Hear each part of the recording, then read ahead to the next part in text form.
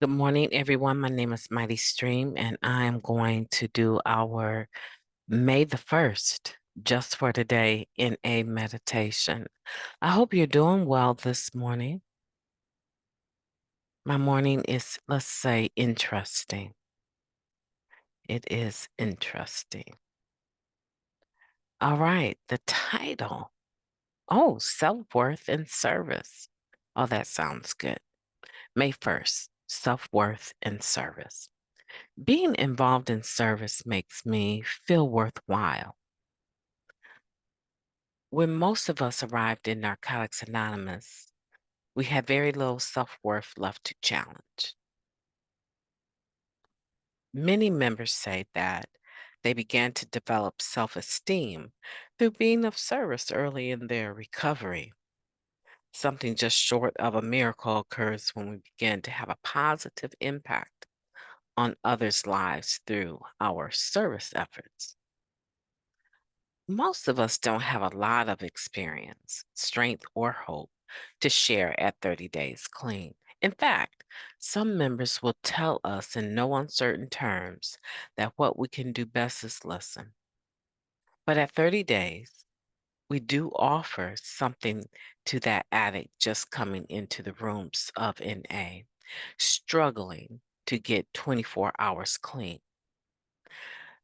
The very newest NA member, the one with only the desire to stop using and none of the tools, can hardly imagine anyone staying clean for a year or 2 years or 10. But he or she can relate to those people with 30 days clean, picking up a key tag with a look of pride and disbelief emblazoned on their faces. Service is something that is our unique gift, something that no one can take away from us. We give and we get. Through service, many of us start on the sometimes long road back to becoming productive members of society. Just for today, I will be grateful for the opportunity to be of service. Let's take a moment of silence, followed by the we version of the Serenity Prayer. Moment of silence now, please.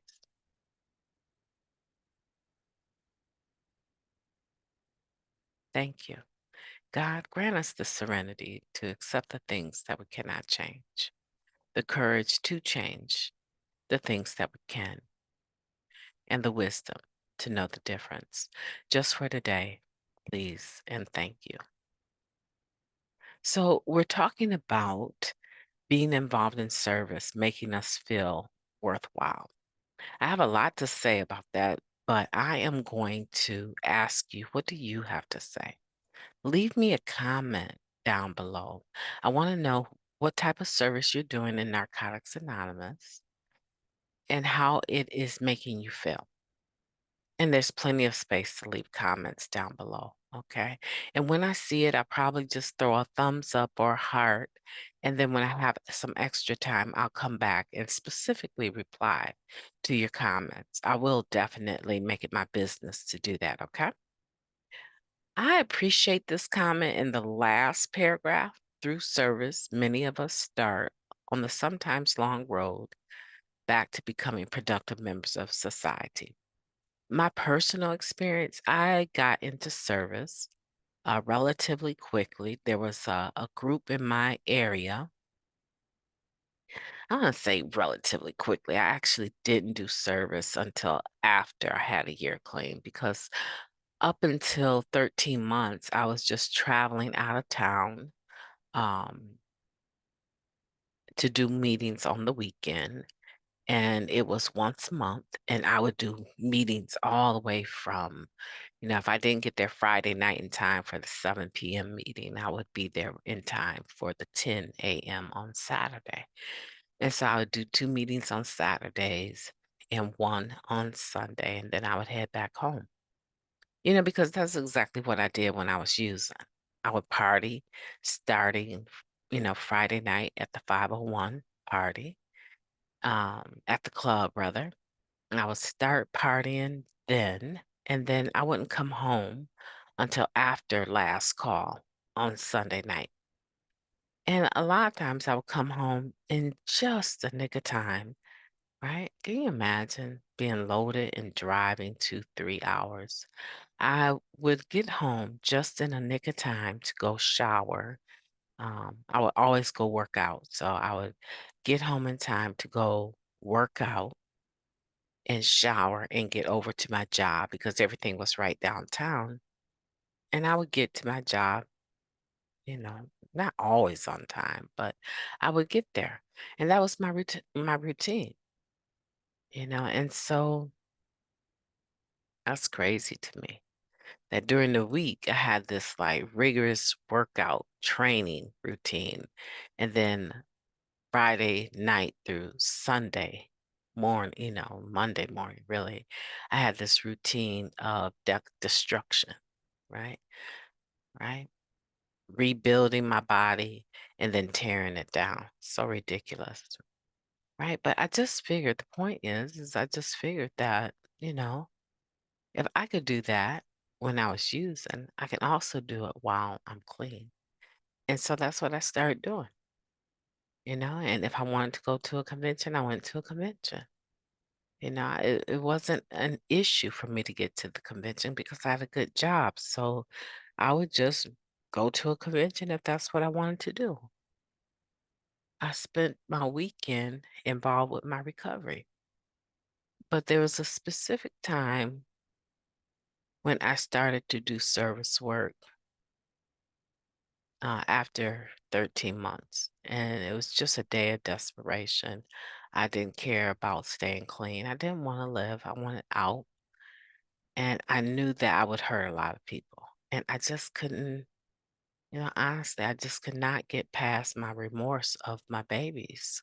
I just could not get past it. I could not forgive myself. And I wanted to end my life. And I didn't have enough time. I did not have enough time to drive 70 miles to make a meeting. And I didn't know where the meetings were at in the city and state that I lived. And so there's this one particular day I couldn't drive any further. I mean, I wanted to end my life, and I knew I was in a lot of danger. And man, you got over a year clean and you're still feeling these horrible feelings of disdain and self-loathing for yourself. I was just like, I don't want to be here anymore. And my feelings had woken up to I'm a mother grieving. I'm a woman that has, given over her babies in abortions. And I was suffering the consequences of that. Right. And so I remember pulling over, and I knew whatever I did in the next moments was going to be life changing. It would either be life ending or there would be some revelation that would deliver me from my agony. And I pulled over, and I remember just weeping, just weeping. I was in some little neighborhood. I was just weeping. I was just driving and driving and driving, right? Trying to, get up enough courage to end it all. I didn't have an answer. I just knew in that moment I didn't have enough time to get to my normal meeting that I would make on the weekends. I didn't have enough time to get to that city because I just was that devastated. So I pull over. I'm in somebody's neighborhood. I don't even know where I'm at, actually. Just in a neighborhood that's close to my home because I'm just really turning corners. And I remember putting my head down and just crying into my steering wheel. I mean, I was devastated. Like I got clean and it's not changing, God. It's not changing. The pain is not going anywhere. And when I was so tired of crying, I had like a little moment like I needed that cry, right? I just needed to stop and let myself feel those emotions. I lift my head up from my prayer, weeping, and I look to the left. And on the other side of the street, there's a white house with a white sign in the yard, and it says, "Welcome to the lighthouse." I was like, I don't know what that means, but I'm going into the lighthouse. And I walk up on the porch. I kind of burst. I didn't knock. I didn't even knock.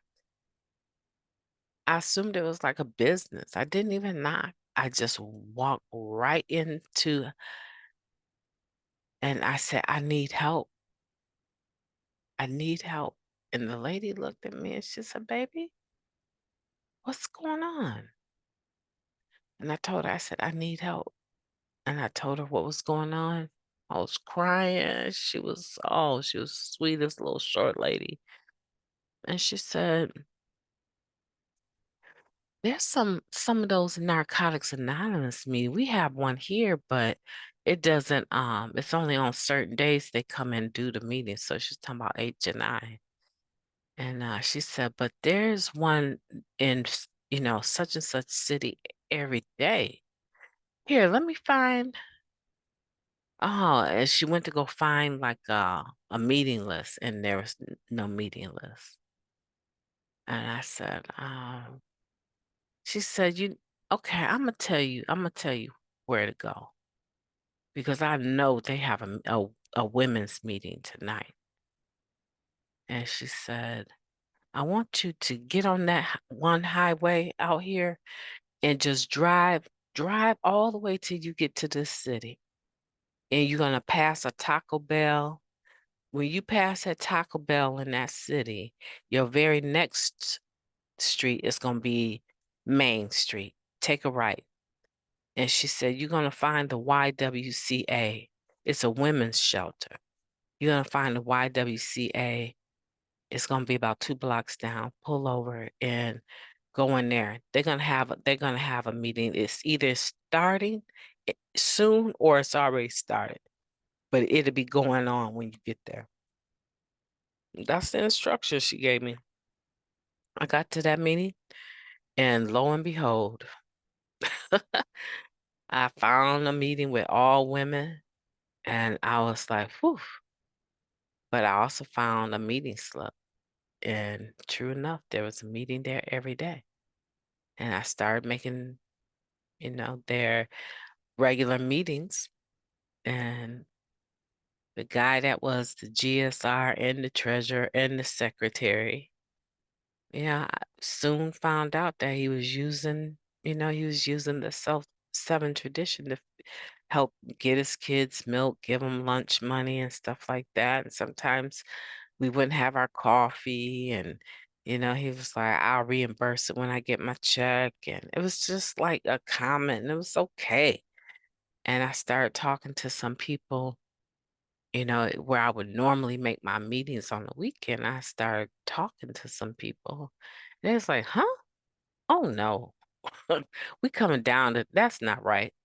And they came down and they started pouring information into that group. And I ended up being a GSRA just to make sure that the money stayed where it was supposed to be.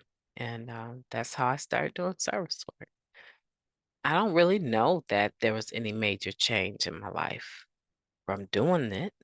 I just knew that at least the group was going to have what it needed because the seventh tradition was going to be accounted for. And I learned from those two old cats. They're still alive today. I learned they live right in the city, same area that I live in now. I learned from those two cats how to do service work. I learned how to give without expecting anything in return.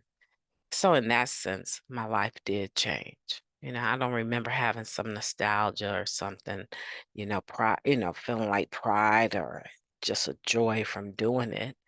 I felt like a vigilante. right? I felt like I was forced into it because the person that was doing it was being irresponsible. But the group benefited, and I was able to see that. It's hard for me to recollect whether or not there was any other emotion other than that, prideful feeling of being a vigilante. I didn't necessarily do the right thing for the right reasons when it came to service work initially, but eventually I got there and it did feel good. I got there specifically, I can say I started DJing for NA events in that city, and I would donate my time, my equipment.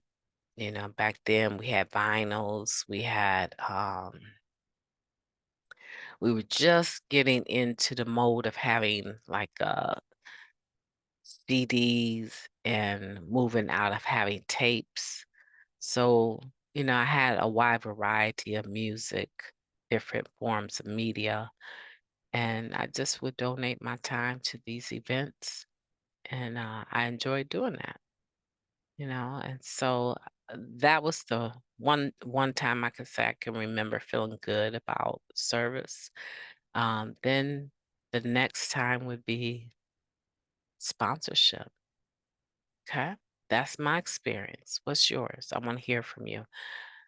It's good to chat with you this morning. I'm rough around the edges, dealing with some migraines, right? Rough around the edges, but still we're here together, and that's what's important. Have a beautiful day on purpose. I'll talk to you tomorrow.